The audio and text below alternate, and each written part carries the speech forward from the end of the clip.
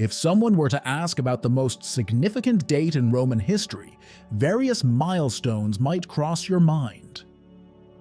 You might think of 27 BCE, when the Roman Republic gave way to the Roman Empire. Perhaps 395 CE comes to mind, marking the division of the empire into eastern and western halves. Some might choose 476 CE, often cited in schools as the fall of the Western Roman Empire, a date more symbolic than substantive. Others might point to 541 CE, when the catastrophic Justinian plague weakened the empire. However, one date that rarely gets the recognition it deserves is 751 CE, a year of profound importance that is often overshadowed by these more familiar events. To understand why 751 CE is so critical and why it has been largely ignored, we must examine the aftermath of the so-called fall of Rome. It is still commonly taught inaccurately that the Roman Empire collapsed in 476 CE. This oversimplification doesn't hold up under scrutiny.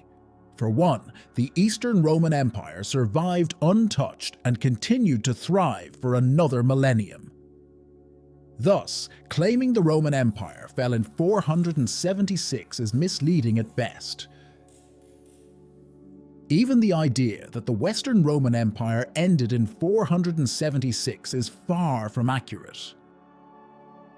In reality, after 476 CE, the Western Roman Empire persisted under the nominal authority of Constantinople.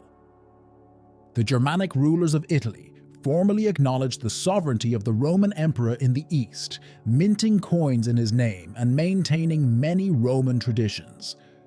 A time traveler visiting Italy after 476 would likely notice little difference.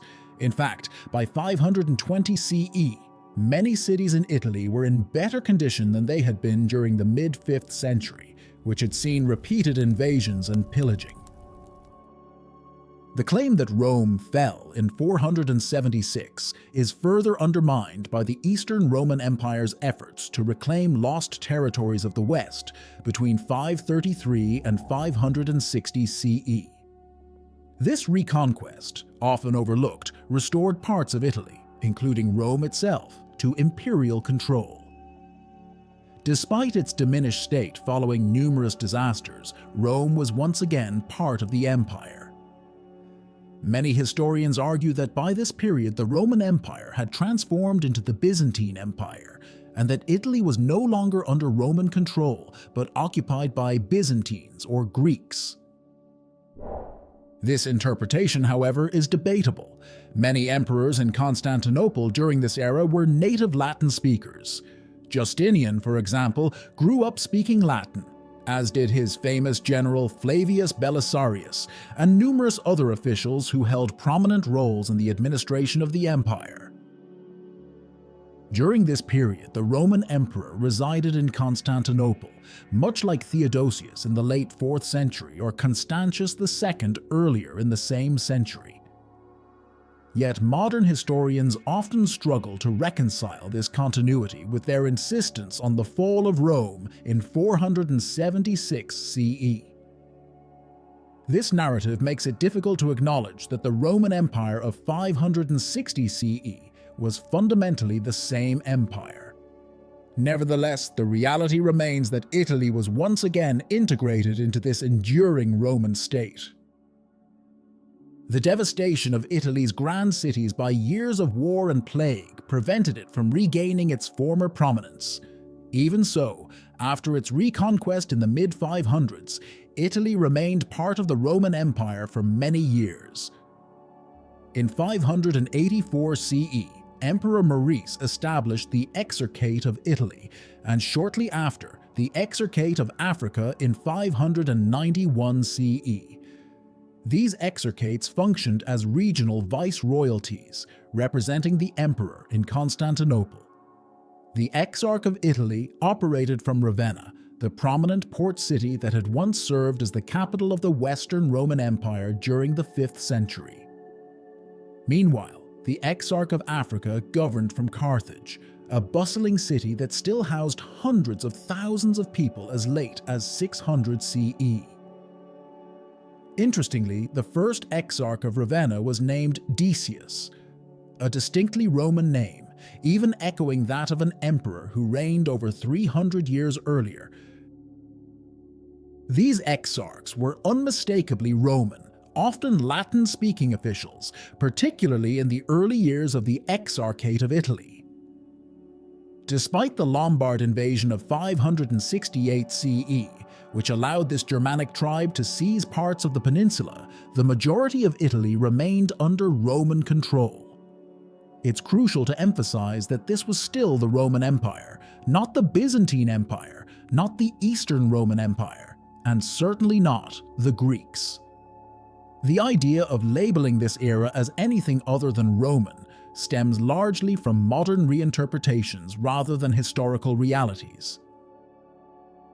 Even as the Lombards advanced, key regions like the corridor between Ravenna and Rome, connected by the Via Flaminia, stayed firmly under Roman rule for centuries. The exarchs maintained authority over much of Italy, influencing political and religious matters, including the selection of popes. Trade and communication flourished between Rome, Ravenna, and Constantinople, with goods traveling through Ravenna's thriving port of Classe. The city itself remained a beacon of Roman prosperity. Its streets were lined with colonnades and monumental statues, its aqueducts maintained and functional, and its public baths and churches demonstrated continued imperial investment in infrastructure. Visitors to Ravenna around 600 CE would have felt as though they had stepped into a preserved slice of classical antiquity. In fact, Ravenna was not just a vital political center, but also a hub for imperial activity. Its strategic importance was reflected in its ability to sustain its influence, even as the broader empire faced challenges.